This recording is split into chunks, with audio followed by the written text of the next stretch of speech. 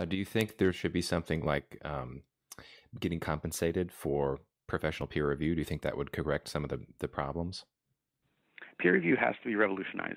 Peer review is on balance an extremely unreliable quality control mechanism right now. Again, with lots of exceptions, and some people doing good work. But on the whole, peer review, first of all, it's very slow. So if I have a paper and I'm an expert in the area, I've actually done good work, and I'm pretty sure I've done good work, and then I submit it to the journal, and it gets held up for 6 months. When really, people should be able to see that and use that. So authors are now doing things where they'll put what are called preprints of their papers on certain repositories. So while it's being reviewed, they have a draft of it that's available. Mm-hmm. So it's not reviewed yet, but other people in the community can just decide whether it's useful. They don't need to have those two reviewers that some associate editor happened to find were available that week to do the review.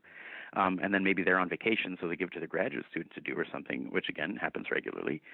So, the fact that the two people that you manage to get to do the paper are somehow the be-all and end-all arbiters of whether it's a good paper, that's crazy.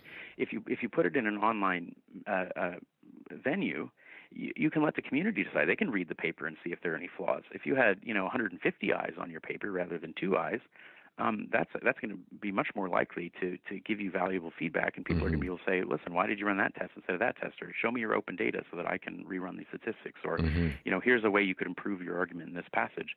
So something more like crowdsourced peer review among, experts who cross a certain threshold of qualification to be able to comment on a paper or something like that is where the future is going to be. Because the idea that two people should be the deciders in chief of every paper that comes out just creates a huge bottleneck and completely slows science down, sometimes years.